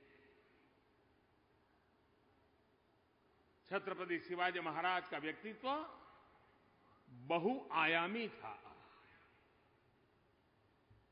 अगर हम भगवान रामचंद्र जी का मूल्यांकन सिर्फ रावण वध से करें, अगर हम श्री कृष्ण का मूल्यांकन सिर्फ कंस को पराजित किया उस प्रकार से करें, अगर महात्मा गांधी का मूल्यांकन सिर्फ अंग्रेजों को निकाला यहां तक करें, तो शायद हम इन महापुरुषों का पूर्ण रूप देखने में असफल हुए, ये हमें स्वीकार करना होगा।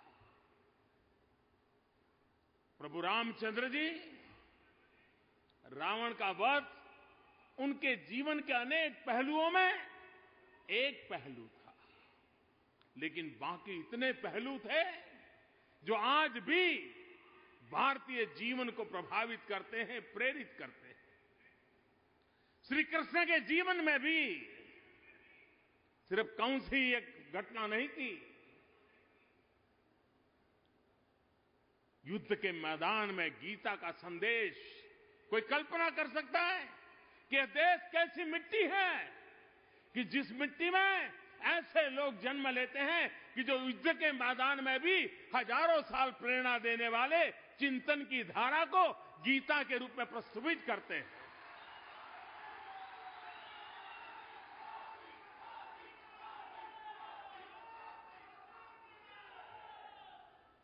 महात्मा गांधी आजादी के लिए लड़ते रहे, अंग्रेजों को निकालने के लिए जूझते रहे, लेकिन साथ साथ महात्मा गांधी ने समाज में बुराइयों के खिलाफ जो लड़ाई लड़ी, हर व्यक्ति के अंदर चेतना भरने का प्रयास किया, आत्मसम्मान जगाने का प्रयास किया, हम उसे कभी भी कम नहीं आंक सकते।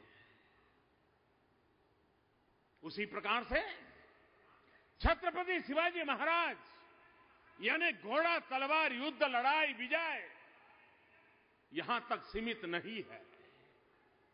वे पराक्रमी थे, वीर थे, पुरुषार्थी थे, हम सबकी प्रेरणा है। लेकिन साथ साथ आप कल्पना तो कीजिए, जैसे राम जी ने छोटे छोटे लोगों की सेना बनाई, वानर सेना बनाई और बड़ा ही लड़ाई जीत ली। कितना बड़ा संगठन का कौशल्य था। छत्रपति शिवाजी महाराज ने भी छोटे छोटे किसान, मावड़े,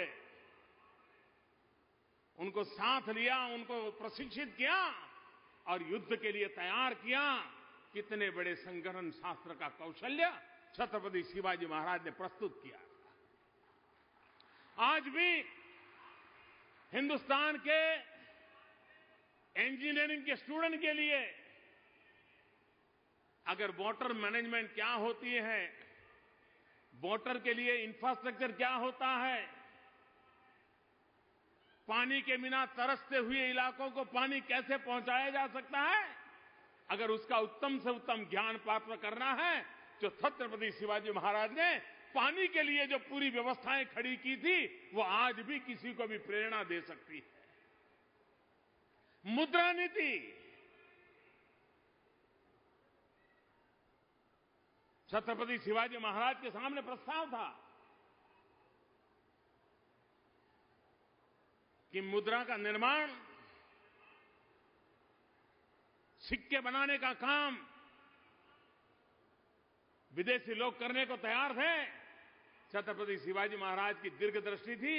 उन्होंने कहा अगर मुद्रा पर किसी का अधिकार हो गया तो उस शासन को पराजित होने में देर नहीं लगती है। और उन्होंने खुद ने सिक्के बनाने के लिए व्यवस्था खड़ी की, लेकिन कभी विदेशियों की व्यवस्था को स्वीकार नहीं किया। आज पूरे विश्व में सामुद्रिक सुरक्षा एक बहुत बड़ा विषय बना हुआ है। सारी दुनिया सामुद्रिक सुरक्षा को लेकर के सजग हो गई है। हर किसी को अपने अधिकारों की रक्षा और अपने व्यापारिक संबंधों को विश्व भर में सुरक्षा मिले उसकी चिंता रहती है। लेकिन इतने सालों पहले इसी धरती में एक वीर पुरुष पैदा हुए थे जिन्होंने नेवी की स्थापना की थी और सामुद्रिक सामर्थ्य को जिन्होंने पहचाना था। और हम सिंधु दुर्ग समेत जितने भी किले देखते हैं उसमें उस नेवी के लिए आवश्यकताओं को बल दिया गया है। ये बात सही है। दुनिया में जहां पर पुरातन जीवन व्यवस्थाएं हैं उन देशों में टूरिज्म को आकर्षित करने के लिए आइकॉनिक चीजें एक बहुत बड़ा आकर्षण का कारण बनती है। आज भी दुनिया हिंदुस्तान में टूरिज्म की चर्चा आती है तो ताजमहल का नाम सुनते ही उसको लगता है कि मुझे जाना चाहिए। हर युग में इस प्रकार के आइकॉनिक सिंबॉलिक चीजों का जो निर्माण हुआ है सदियों तक उस देश की वो पहचान बना हुआ है। दुनिया के कई देश हैं जहां सिर्फ फॉर टूरिज्म किलों का प्रवासन, इसके लिए अलग से व्यवस्थाएं हैं। भारत के पास भी हमारे राजा महाराजाओं के जमाने में ऐसे पूरे देश के हर कोने में अनेक किले बने हुए हैं। इसकी अपनी एक रचना है, सुरक्षा का विज्ञान है, आर्किटेक्चर है। उस समय किस प्रकार के संसाधनों का उपयोग होता था उसकी भली भांति विशेषताएं हैं। लेकिन दुर्भाग्य से हम ताजमहल के बाहर निकल ही नहीं पाए। इस देश के हर कोने में विश्व को आकर्षित करने के लिए अनेक प्रवासन धाम है। अगर भारत का सही रूप में विश्व के सामने प्रस्तुतिकरण हो तो विश्व को भारत में टूरिज्म के लिए आकर्षित करने की पूरी ताकत है। आज दुनिया में सबसे तेज गति से आगे बढ़ने वाला कोई क्षेत्र है तो टूरिज्म है। ट्रिलियंस ऑफ ट्रिलियन डॉलर का व्यापार टूरिज्म में है। भारत दुनिया की पुरातन परंपराओं से जीने वाला देश विश्व को आकर्षित कर सकता है। छत्रपति शिवाजी महाराज ने जो किले बनाए, अगर हम सही रखरखाव करें, विश्व के सामने उसकी पहचान कराएं, हिंदुस्तान की यूनिवर्सिटीज को भी कहें कि आइए आपको एडवेंचर टूरिज्म करना है तो इन किलों की जरा चढ़ाई करके दिखाइए। घोड़े पर जाना है, किले पर जाइए, घोड़े पर हम लेने की व्यवस्था करते हैं। और मैं भारत सरकार के एएसआई डिपार्टमेंट को कहूंगा कि क्यों न हम छत्रपति शिवाजी महाराज के किलों से शुरुआत करें और देश भर में एक किलों के टूरिज्म का एक माहौल बनाए, उसका रखरखाव जन सामान्य को आकर्षित करे, ऐसा बनाए। भाइयों बहनों, आज मेरे लिए अत्यंत आनंद का पल इसलिए है और मैं महाराष्ट्र सरकार का, महाराष्ट्र की जनता का आभारी हूं कि मुझे आज जो शिव स्मारक बनने वाला है उसमें जल पूजन का, भूमि पूजन का सौभाग्य मिला है। ऐसा अवसर जीवन में धन्यता की अनुभूति कराता है और मुझे विश्वास है कि जो संकल्पना महाराष्ट्र ने की है, फडणवीस सरकार ने की है, ये संकल्पना परिपूर्ण होकर रहेगी और पूरा देश जब निर्माण कार्य पूरा होगा तब गर्व की अनुभूति करेगा और विश्व में सीना तान के खड़ा होगा कि दुनिया का सबसे ऊंचा आइकॉनिक बिल्डिंग हमारे पास है और उस महापुरुष का है जिसने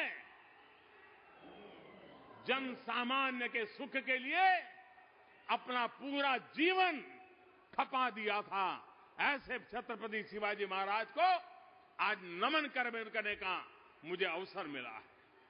भाइयों बहनों,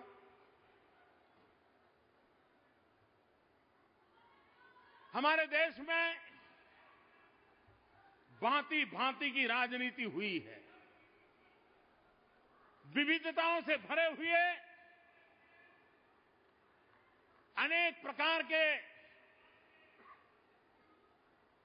रास्ते अपनाए गए हैं, लेकिन अब 70 साल के अनुभव के बाद हमें इस बात को स्वीकार करना होगा, अच्छा होता देश आजाद होने के बाद हमने एकमात्र विकास का मार्ग अपनाया होता तो आज भारत में जो समस्याएं जड़ें जमा चुकी हैं, ऐसी समस्याएं कभी जड़ें जमा नहीं सकती थी।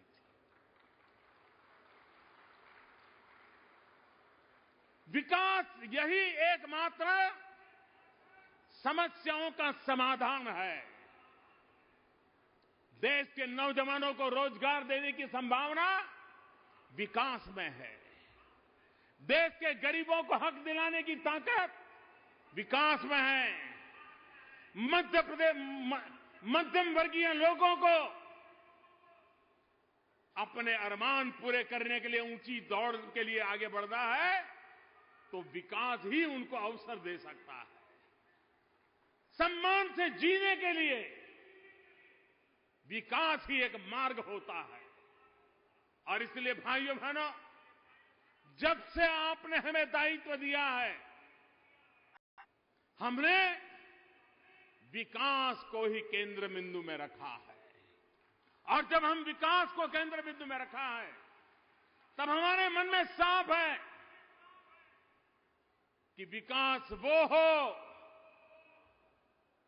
जो सस्टेनेबल हो, विकास वो हो जो गरीबों को अपनी जिंदगी में बदलाव लाने का मौका देता हो, अपने आशा अरमान पूरा करने का बल देता हो, ताकत देता हो, एम्पावरमेंट देता हो। और इसलिए हमारी सारी योजनाओं के केंद्र बिंदु में गरीब का कल्याण है। जब हमारी सरकार बनी तो हमारे सामने एक रिपोर्ट आया। छोटे छोटे कारखानों में से जो लोग निवृत्त हुए थे, जो सरकारी कामों से जिनको पेंशन मिलता था, मैं हैरान हो गया। कुछ लोगों को 7 रुपया पेंशन मिलता था, कुछ लोगों को 51 रुपये पेंशन मिलता था, कुछ लोगों को 80 रुपया पेंशन मिलता था, 100-150 के आसपास से ऊपर कोई नहीं था। अब पेंशन लेने वाला भी 7 रुपया लेने के लिए ऑटो रिक्शा कर करके 80 साल का व्यक्ति पोस्ट ऑफिस क्यों जाएगा? हमने आते ही निर्णय किया कि जो निवृत्तमान लोग हैं, जिनको इतना कम पेंशन मिलता है, सरकारी खजाने पर बोझ तो लगेगा, लेकिन उनको कम से कम 1000 रुपया मिले, इसकी व्यवस्था होनी चाहिए। और भाइयों बहनों, 35 लाख से ज्यादा लोग, ये छोटा आंक नहीं है,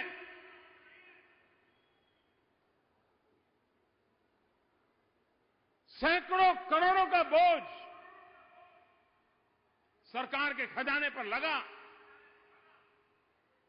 और उसके बावजूद भी हमारी सरकार ने इन बुजुर्गों को अच्छी जिंदगी जीने के लिए एक अहम कदम उठाया। दवाइयां महंगी हो रही हैं, हमने अधिकृत रूप से जेनरिक मेडिसिन पर बल दिया, जन औषधालय खोलने का पूरे देश के अंदर एक बीड़ा उठाया है, ताकि गरीब को सस्ते में दवाई मिले और सही मिले, अच्छी मिले, समय पर मिले, ताकि गरीब का दवाई के नाम पर कोई शोषण न करे। गरीब मां लकड़ी के चूल्हे में चूल्हा जला करके खाना पकाती थी, उस गरीब मां के शरीर में एक दिन में 400 सिगरेट का धुआं जाता था। वो गरीब मां बीमार नहीं होगी तो क्या होगा? उस गरीब मां का बच्चा बीमार नहीं होगा तो क्या होगा? सरकार ने निर्णय किया कि गरीबी की रेखा के नीचे जीने वाले, झुग्गी झोपड़ी में जिंदगी गुजारने वाले इन गरीब परिवारों को ये लकड़ी के चूल्हे के धुएं से मुक्त कराना है। और हमने बीड़ा उठाया, करोड़ों करोड़ों गरीब परिवारों को गैस सिलेंडर का कनेक्शन देने का बीड़ा उठाया है। करोड़ों की तादाद में लोगों को मिल चुका है, और आने वाले 3 साल में गरीबी की रेखा के नीचे जीने वाले 5 करोड़ परिवारों तक पहुंचने का काम हमने उठाया है। इस देश में आजादी के 70 साल हो गए, 18,000 गांव ऐसे थे जो 18वीं शताब्दी में जीने के लिए मजबूर थे। बिजली का खंभा तक नहीं लगा था, न तार पहुंचा था, न बिजली देखी थी। क्या इतिहास इन 70 साल जिन्होंने बर्बाद किए उनको माफ करेगा क्या? कि उन्होंने आजाद हिंदुस्तान में 70 साल तक इन गांव वालों को 18 शताब्दी में जीने के लिए मजबूर कर दिया था। उन्होंने उजाला नहीं देखा था, अंधेरी जिंदगी में गुजारा करते थे। हमने 1000 दिन में 18,000 गांवों में बिजली पहुंचाने का बीड़ा उठाया है। आधे से अधिक गांवों को पूरा कर दिया है, और गांवों का काम तेजी से चल रहा है, और 1000 दिन में इस काम को परिपूर्ण करके रहना है। भाइयों बहनों, कौन कहता है देश बदल नहीं सकता है? मैं विश्वास से कहता हूं, 125 करोड़ देशवासियों की ताकत के भरोसे कहता हूं, देश बदल सकता है दोस्तों।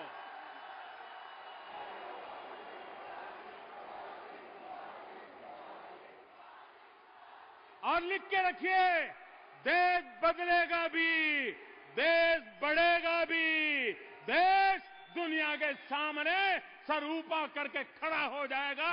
ये मैं 3 साल के अनुभव के आधार पर कह सकता हूं।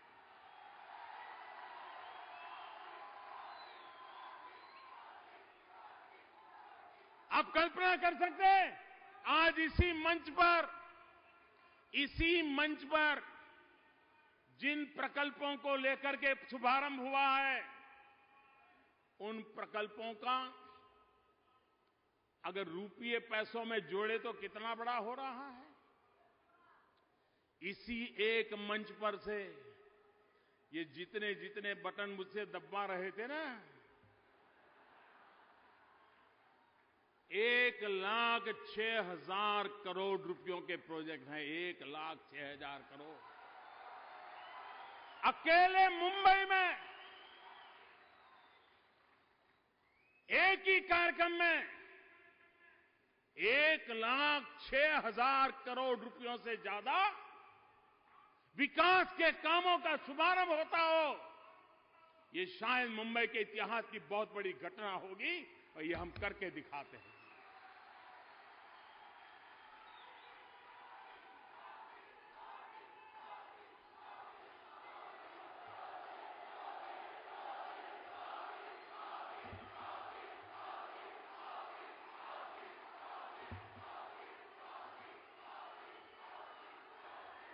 भाइयों बहनों,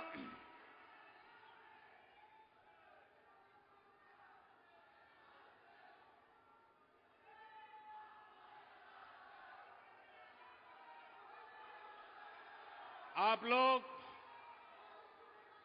मैं जब आज मुंबई की धरती पर आया हूं तो मैं पूरे महाराष्ट्र की जनता का सर झुका करके अभिनंदन करना चाहता हूं, प्रणाम करना चाहता हूं।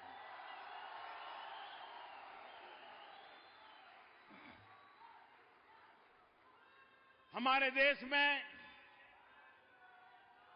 अच्छा कहो या बुरा कहो, लेकिन एक आदत सी बन गई है कि आप कुछ अच्छा कर रहे हैं, इसका सबूत क्या? अगर चुनाव जीतते हैं तो सबूत है कि आप अच्छा कर रहे हैं। अगर आप हार गए तो माना जाता है कि ये निर्णय आपका गलत था। जब हमने भ्रष्टाचार और काले धन के खिलाफ जिस दिन से सरकार बनी है लड़ाई शुरू की है, एक के बाद एक कदम उठाए, लेकिन 8 नवंबर को रात को 8 बजे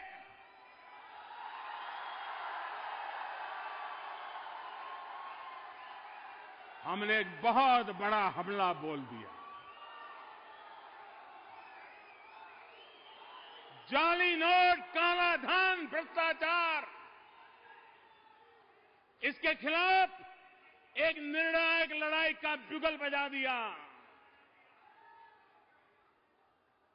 और भाइयों बहनों, 125 करोड़ देशवासियों ने इतने कष्ट झेले, इतनी तकलीफ झेली,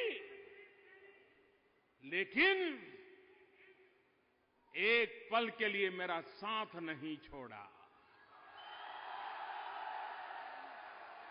उनको भ्रमित करने के प्रयास हुए, उनको डराने के प्रयास हुए, अफवाहों का बाजार गर्म किया गया, लेकिन जिसको अनपढ़ कहते हैं, अशिक्षित कहते हैं, उसकी कॉमन सेंस ने इस बातों में बहकावे में आया बिना देश की भलाई के निर्णय का साथ दिया। और जब पिछले यहां चुनावों में महाराष्ट्र के लोगों ने इस निर्णय पर मोहर लगा ली, तो पूरे हिंदुस्तान में मैसेज चला गया कि सत्य किसके साथ है और देश किस दिशा में जाना चाहता है।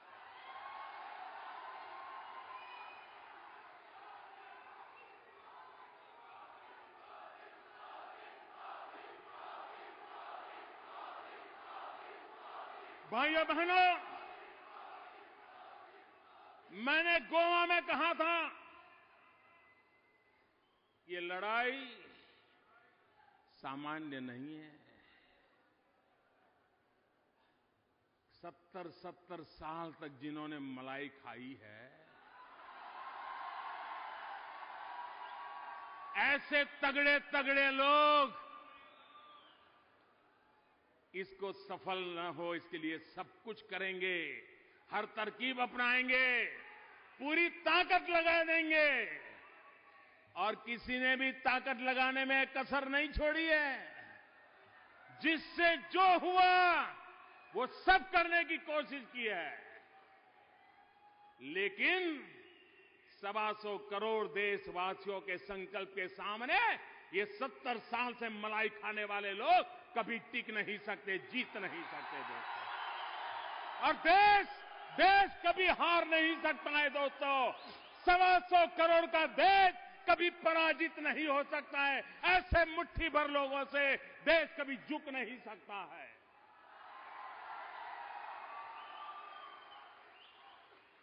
कुछ लोगों को लगता था कि बैंक वालों को पटा लो, सब काला सफेद हो जाएगा। अरे काले गोरे के खेल वाले, आप तो मरे, वो बैंक वालों को भी मरवा दिया।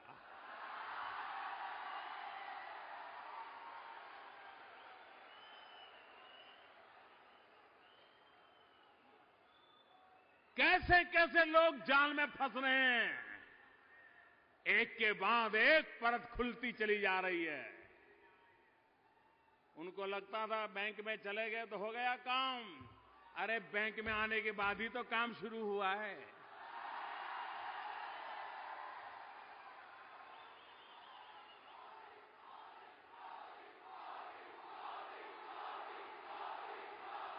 मेरे देशवासियों,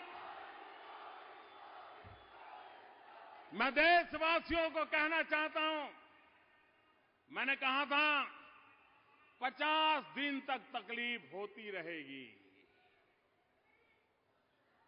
और देशवासियों ने देश के भविष्य के लिए इन तकलीफों को झेला है।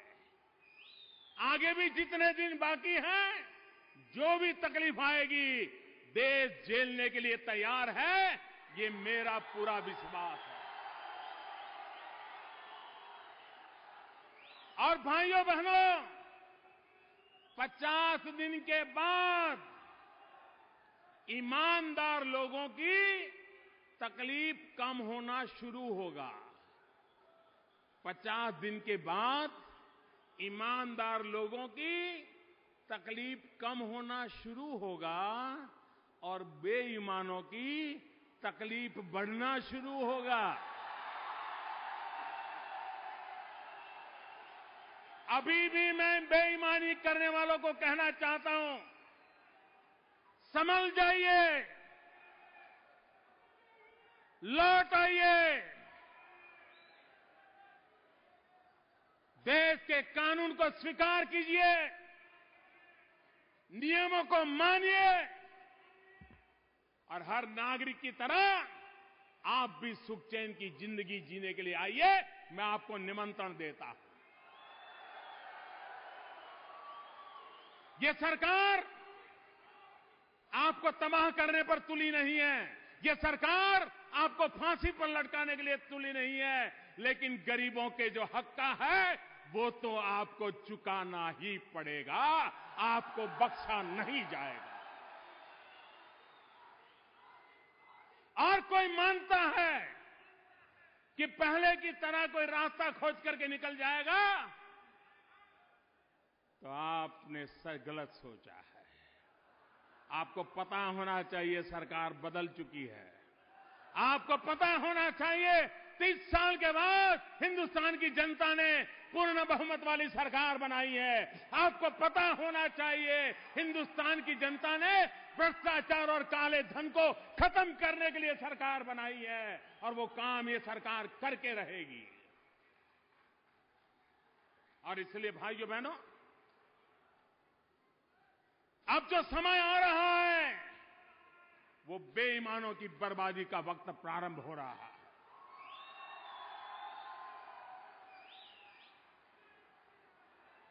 देश की भलाई के लिए ये स्वच्छता का अभियान है। देश की भलाई के लिए साफ सुथरा सार्वजनिक जीवन हो, साफ सुथरा प्रशासन हो, विश्वास का वातावरण हो, देश के हर निर्णय की नियमों की कीमत होनी चाहिए। उसका सम्मान होना चाहिए। भाइयों बहनों, इस प्रकार का पाप करने की आदत मुट्ठी भर लोगों को है, लेकिन उसके कारण देश के कोटि कोटि लोगों को सहन करना पड़ता है। भाइयों बहनों,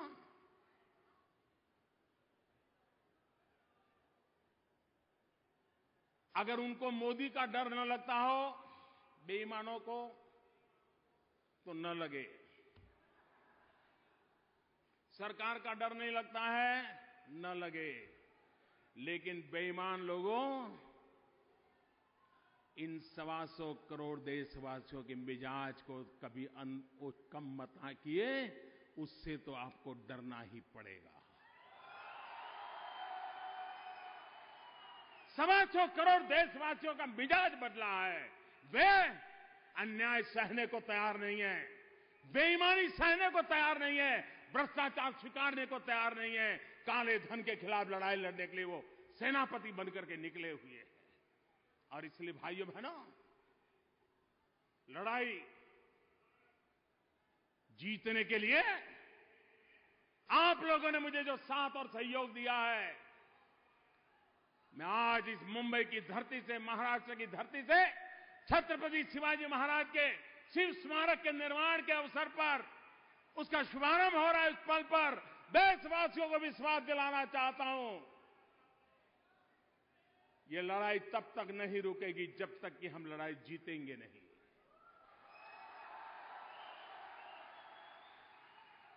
मैं फिर एक बार महाराष्ट्र सरकार का इस विकास के कामों में सहभागिता के लिए फडणवीस जी के नेतृत्व में एक दीर्घदृष्टा महाराष्ट्र को सरकार मिली है, विकास को समर्पित सरकार मिली है। चाहे किसानों के लिए पानी के प्रबंध की चर्चा हो, चाहे शहरों में इंफ्रास्ट्रक्चर की बात हो, चाहे नौजवानों के लिए स्किल डेवलपमेंट की बात हो, शिक्षा का क्षेत्र हो, हर प्रकार से महाराष्ट्र नई ऊंचाइयों को पार करने के लिए ताकत के साथ आगे बढ़ रहा है। मैं फडणवीस जी को, उनकी पूरी टीम को हृदय से बहुत बहुत अभिनंदन करता हूं। मेरे साथ बोलेंगे, छत्रपति शिवाजी महाराज की, छत्रपति शिवाजी महाराज की, छत्रपति शिवाजी महाराज की। बहुत बहुत धन्यवाद। आप सभी लोग अपने अपने स्थानों पर बैठे रहिए। एक 5 या 10 मिनट के लिए यहां के वीआईपी यहां से निकलेंगे और एक 5 या 10 मिनट में आप फिर वहां से निकल सकते हैं। इसी के साथ आज का ये कार्यक्रम समाप्त होता है और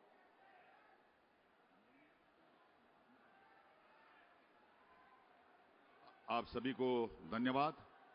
आदरणीय प्रधानमंत्री श्री मोदी जी,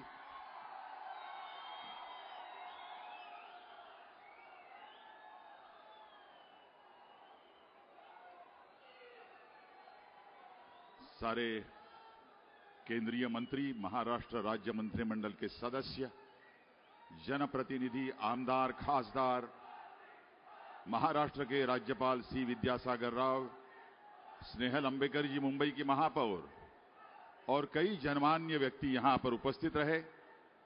एमएमआरडीए की तरफ से हम तहे दिल से उनका आभार मानते हैं और आप सभी लोगों का आभार हमें मानना चाहिए। आप इतनी बड़ी मात्रा में, इतनी बड़ी संख्या में यहां आए और मोदी जी के भाषण का भी आनंद लिया। शाम का वक्त